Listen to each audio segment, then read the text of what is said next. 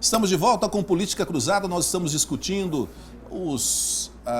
como é que eu posso dizer, né? O ambiente político no qual o Brasil se encontra, pelo qual o Brasil está passando, com a notícia da última quinta-feira e os reflexos de lá para cá.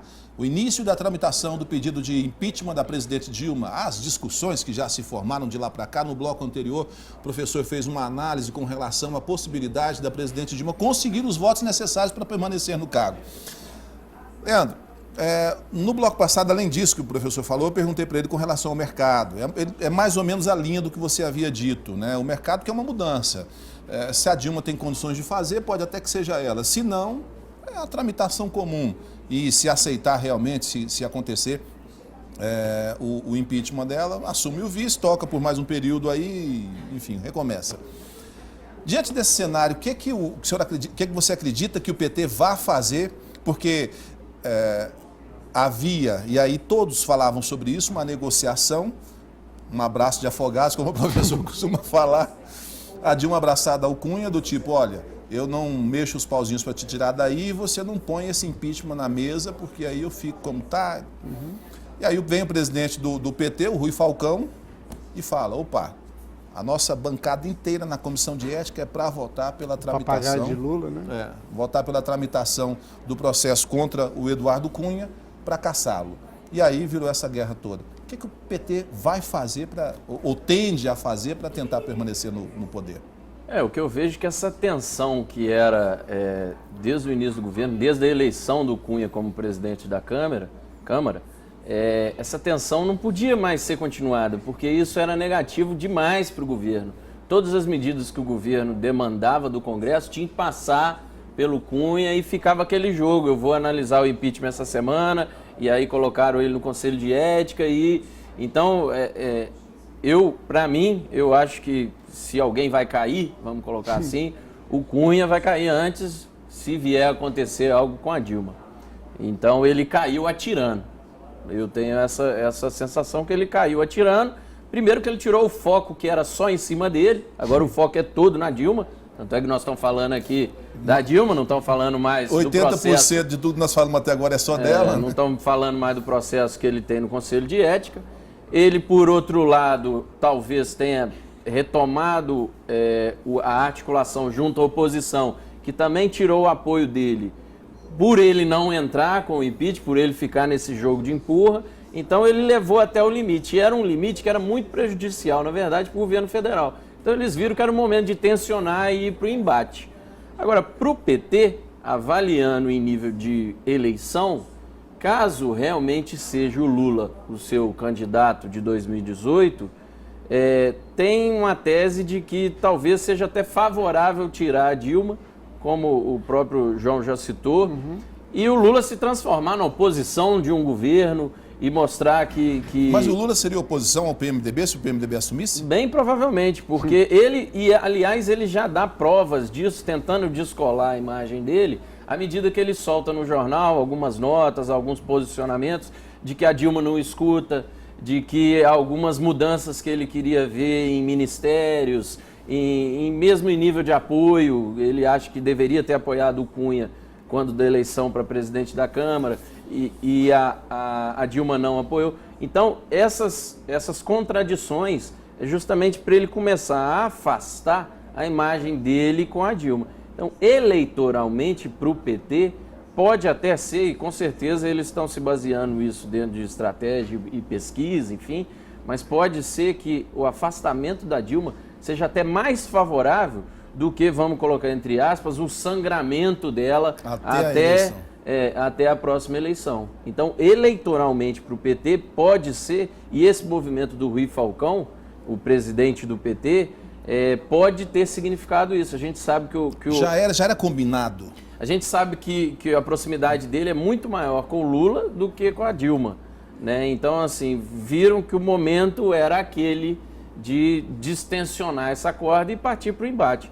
Agora, eu creio também que é o seguinte, se o governo, e aí volto a falar, vai depender muito da opinião pública, como ela vai se colocar. Lógico que nós vamos ver tensão entre os petistas, quem apoia a situação, contra aqueles que defendem o impeachment, mas se o governo não tiver aquele número mínimo, que são 171 deputados, para não deixar passar o impeachment, sinceramente, o início do processo, sinceramente, ele não consegue passar mais nada.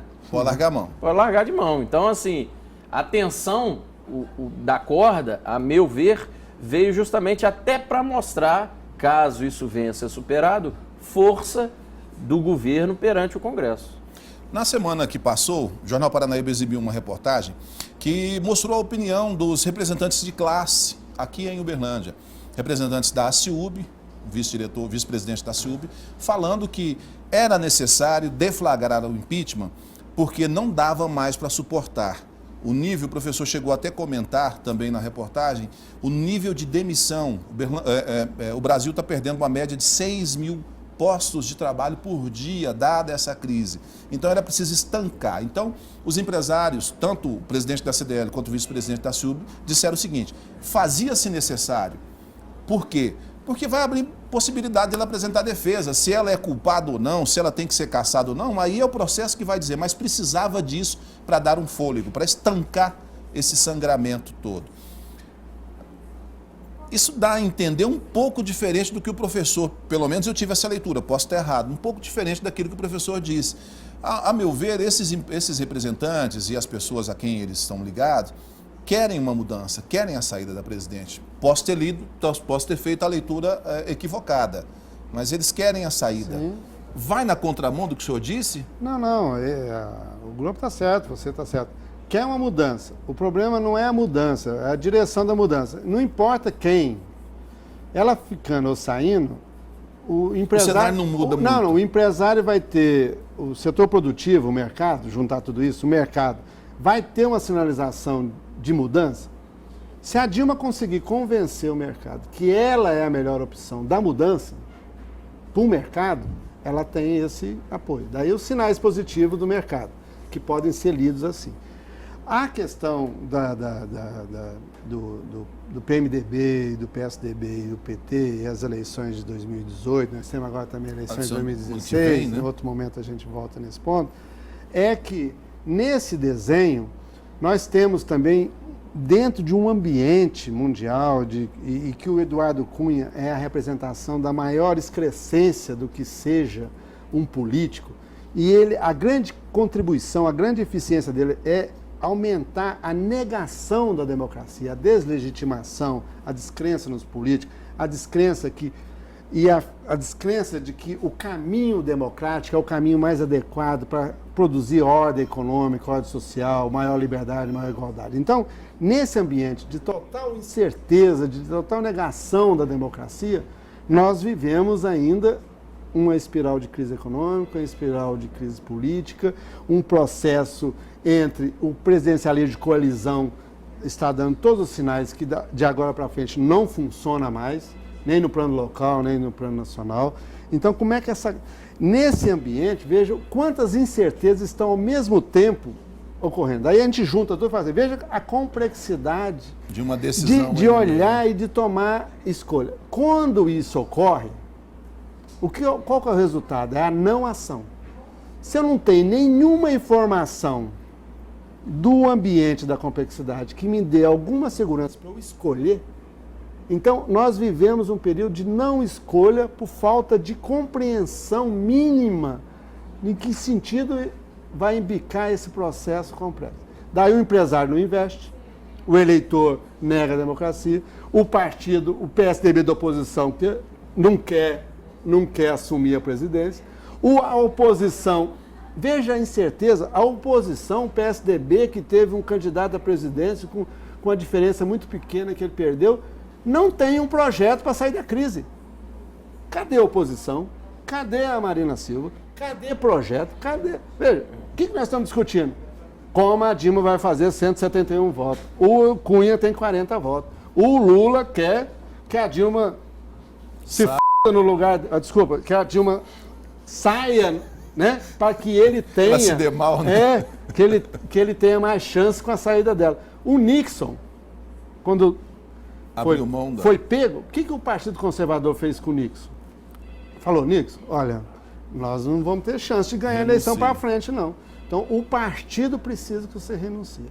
Então, eu acho o seguinte, se todos os sinais a Dilma não conseguir 171 votos, aí entra na pauta, para o benefício do Lula em 2018, a renúncia. Entendi. Vamos fazer vamos trazer esse cenário. A gente falou muito de cenário nacional e até porque está bem no início, isso ainda vai se estender aí por muito tempo. Vamos trazer isso para o cenário local? Leandro, qual o reflexo disso na eleição do ano que vem aqui em Uberlândia? Tudo leva a crer que o prefeito Gilmar Machado vai disputar a reeleição. E já sinaliza uma possibilidade do ex-prefeito e hoje deputado federal Adelmo Leão vir para a disputa. Você acredita nessas duas possibilidades que eu falei? E qual o reflexo? Claro, acredito. Já o cenário é praticamente montado como esse. E o reflexo é uma eleição oposicionista. A conjuntura vai ser favorável muito à mudança.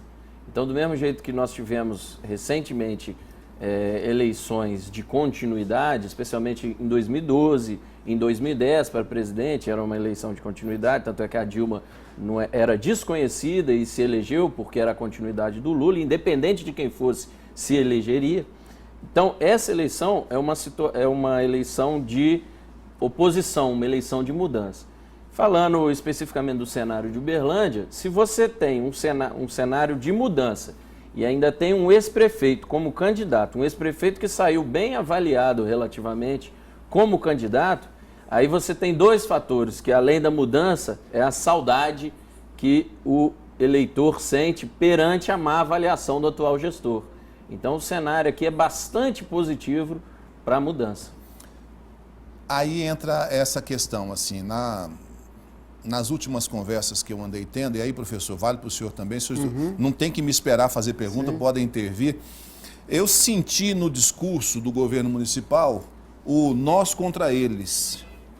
Vai ser essa linha também, porque me parece que já é esse discurso, eu sinto isso nesse discurso no governo federal, principalmente com o Lula, né? O Lula tem falado muito disso, o nós contra eles, da oposição ao governo da presidente Dilma. Vai ser assim aqui também? Veja, a narrativa do golpe é a narrativa do PT, né? No sentido de que a soberania do voto é igual o PT com mensalão e petrolão, porque o povo votou no PT. Então, a soberania do voto, na narrativa do golpe, está tendo que dar o golpe porque a soberania está acima da Constituição e das regras. Isso no plano da narrativa do PT com essa história que impeachment é golpe. Agora, a narrativa do golpe também, se ela tem alguma sustentação, é que na espiral da crise econômica, nós temos uma consequência, quantos milhões de brasileiros? Se tem 6 mil brasileiros perdendo emprego todo dia, todos aqueles na governança de 12 anos do PT que foram incluídos via as políticas sociais. Esse pessoal que foi incluído nesses 13 anos, quase 13 anos de PT, esse pessoal que foi incluído, eles estão recuando e voltando da onde eles saíram.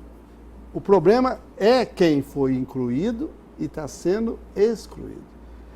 Para esse pessoal que está sendo excluído, esse discurso do golpe pega.